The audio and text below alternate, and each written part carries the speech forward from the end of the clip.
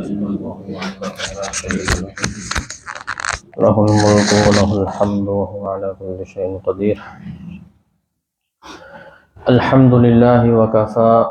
وسلام على عباده الذين اصطفى. أشهد أن لا إله إلا الله وحده لا شريك له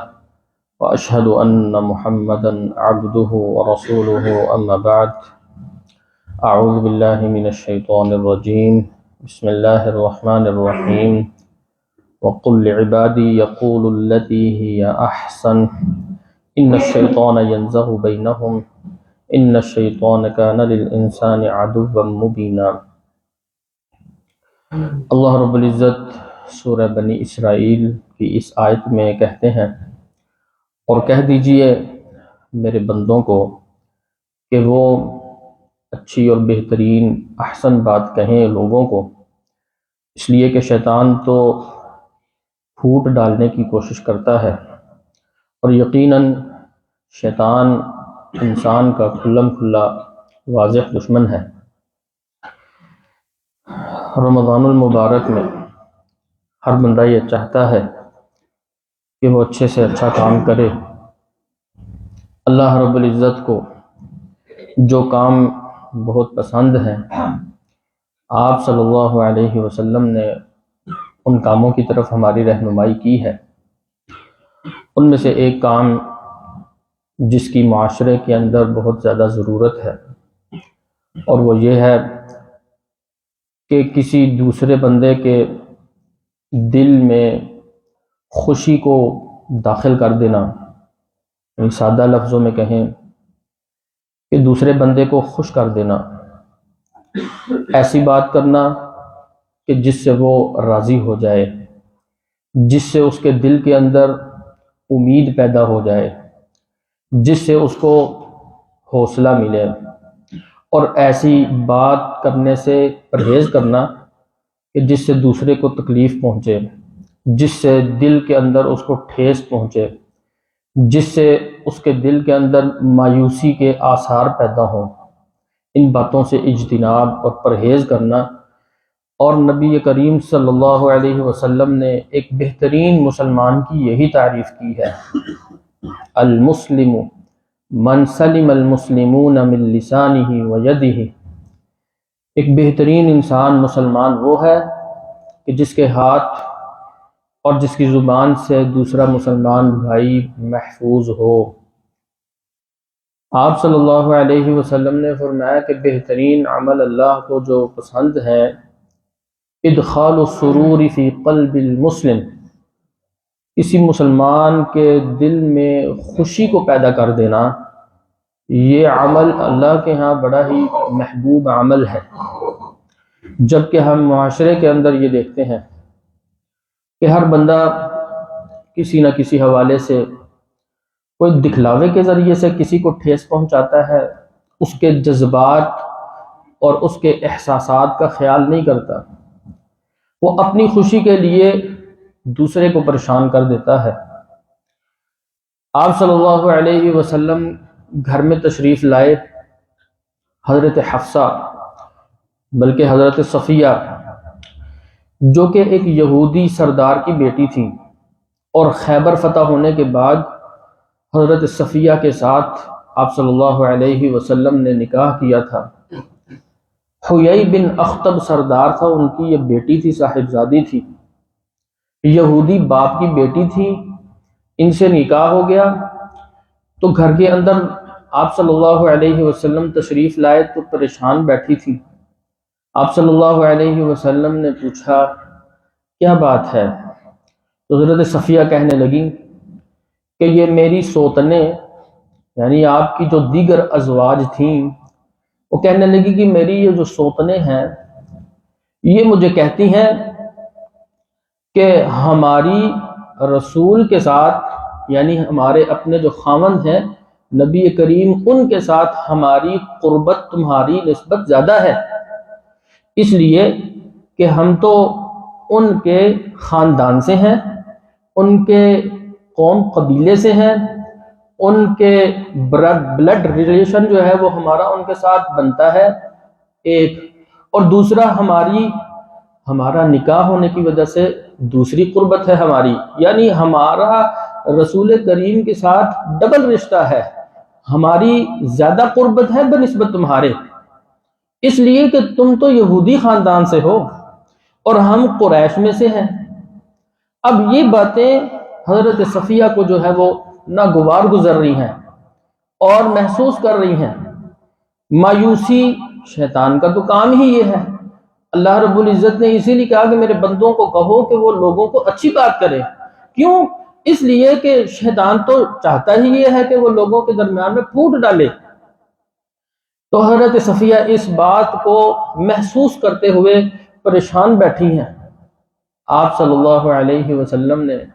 اب دیکھیں ہر بات کا منفی پہلو بھی ہوتا ہے، مثبت پہلو بھی ہوتا ہے، ہمیں اس بات کا پابند کیا ہے کہ ہم مثبت پہلو کو اختیار کریں، ہم اس کے اندر سے حوصلہ افزا جو بات ہے اس کو اپنانے کی کوشش کریں، نہ کہ ہم اس میں سے وہ بات نکالیں کہ جو پھوٹ اور نزاع اور اختلاف کا باعث بنتے ہوئے مایوسی کے اثرات کو جو ہے وہ پھیلائے، بلکہ ہمیں تو وہ بات لینی چاہیے کہ جو لوگوں کو متنفر کرنے کے بجائے لوگوں کو قریب کرنے والی بات بنائے۔ اسی لیے نبی صلی اللہ علیہ وسلم نے حضرت معاذ کو اور ابو موسیٰ اشعری کو یمن کا جب گورنر بنایا، دونوں کو یہ خصوصی ہدایات دے کر بھیجا، بشیرا ولا تنفرا، دیکھو تم نے جا کر لوگوں کو خوشخبریاں سنانی ہے، تم نے لوگوں کو جا کر متنفر نہیں کرنا ہے۔ تقاربا وتطاوعا ولا تختلفا،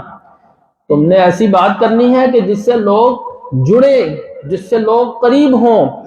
اور ایک دوسرے کی موافقت کرنی ہے، ایسا نہیں کہ وہ اور بات کرے یہ اور بات کرے اور لوگوں کے اندر اختلاف پروان چڑھے ہے، ایسے نہیں کرنا ہے، لوگوں کو قریب لانے کے لیے حوصلہ افزا والی باتیں کرنی ہے۔ تو آپ صلی اللہ علیہ وسلم نے حضرت صفیہ کو یہ جو جواب دیا، یہ جواب جو ہے وہ ہمیں یہ بتاتا ہے کہ گھر کے اندر بھی اس طرح کا ماحول ہو سکتا ہے، میاں بیوی کے اندر بھی ایسی گفت و شنید ہو سکتی ہے، باہر گلی محلے کے اندر انسان کا اٹھنا بیٹھنا مختلف لوگوں کے ساتھ، ہر جگہ پر ہی انسان کا رویہ اس طرح کا ہونا چاہیے، وہ اپنے دوست کے ساتھ بیٹھا ہے اس کو ایسی بات نہ کرے کہ جس سے وہ پریشان ہو، بلکہ ایسی بات کرے کہ جس سے اس کو حوصلہ ملے، جس سے اس کے دل کے اندر خوشی پیدا ہو، اور اس کے دل کے اندر خوشی کا پیدا ہو جانا یہ ایک ایسا عمل ہے کہ اللہ کو بڑا ہی پسند ہے، بڑا ہی پسند ہے۔ اسی لیے نبی صلی اللہ علیہ وسلم ایک سفر میں تھے اور اس سفر کے اندر ایک صحابی کو دیکھا، ایک بندے کو دیکھا کہ وہ کسی دوسرے بندے کی قمیض کو، آج بھی لوگ کرتے ہیں شرارت کے لیے، پرینک کرتے ہیں، اس کی جو ہے وہ قمیض کو کسی رسی سے باندھ دیا، کسی رسی سے باندھا اور وہ سویا ہوا تھا، تو جب اس کو اٹھایا تو وہ اس کی رسی سے جو ہے وہ کھچ پیدا ہوئی، وہ ڈر گیا، ذرا ڈر گیا، تو آپ صلی اللہ علیہ وسلم نے دیکھا، آپ نے کہا کسی مسلمان کے لیے لائق نہیں ہے کہ وہ کسی دوسرے مسلمان کو ایسے طریقے سے ڈرائے کہ جس سے اس کے دل کے اندر خوف پیدا ہو، کسی مسلمان کے لیے لائق نہیں ہے، یعنی خوف کو پیدا کرنا دل کے اندر یہ تو شیطان کا کام ہے، مایوسی پیدا کرنا یہ دل کے اندر یہ تو شیطان کا کام ہے،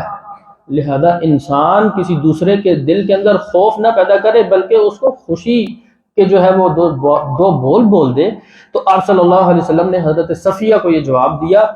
کہنے لگے تم نے ان کو یہ کیوں نہیں کہا، اپنی سوتنوں کو تم نے یہ کیوں نہیں کہا کہ میں یہودی باپ کی بیٹی ہوں، میرا نسب جو ہے وہ بنی اسرائیل سے ہے، اور بنی اسرائیل کے اندر موسیٰ نبی ہیں، ان کے بھائی ہارون نبی ہیں، تو تم نے یہ کیوں نہیں کہا کہ میں ایک نبی،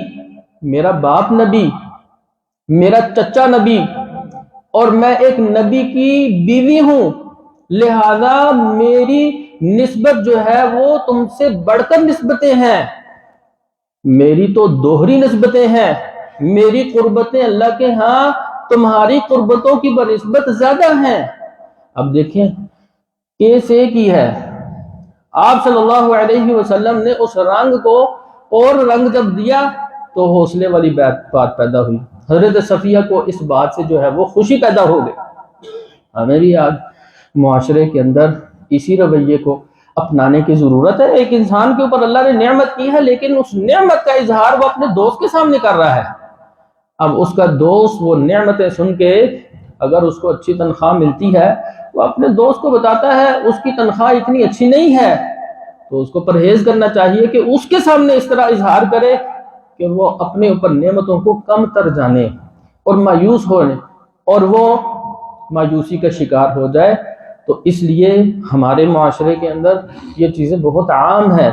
تو ہمیں ان باتوں سے احتیاط کرنی چاہیے. حتیٰ کہ نبی صلی اللہ علیہ وسلم نے تو اس لیول پر آ کر جو ہے وہ یہ تربیت کی ہے. آپ نے فرمایا کہ چند افراد اگر بیٹھے ہیں اور کچھ چیزیں کھا رہے ہیں اور وہ چیزیں ایسی ہیں کہ وہ ایک ایک کر کر اٹھا کر کھائی جانے والی چیز ہے, کھجور ہے, بسکٹ ہے, ایک ایک چیز کر اٹھائی کر کھانی جانے والی چیز ہے, تو آپ نے فرمایا کہ کوئی بھی تم میں سے دو چیزیں اکٹھی اٹھا کر نہ کھائے یہاں تک کہ اپنے ساتھیوں سے اجازت لے لے. کیوں؟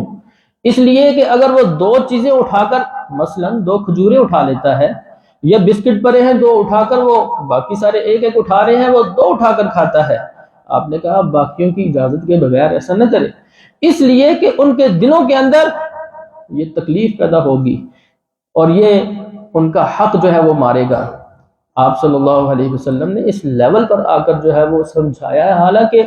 یہ کوئی اتنی بڑی بات نہیں ہے, معاشرے کے اندر اس کا کوئی اعتبار اور خیال اور یہ بات کی بھی نہیں جاتی ہے, لیکن دین نے ہمیں اس لیول پر آ کر سمجھایا ہے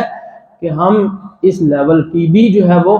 بات کا خیال رکھیں کہ کسی دوسرے کو اس لیول پر بھی تکلیف اگر ہوتی ہے تو وہ نہیں ہونی چاہیے ہے. تو اس لیے اس مہینے کے اندر ان باتوں کو سیکھیے, اپنے رویے کے اندر تبدیلی پیدا کیجیے, دوسروں کو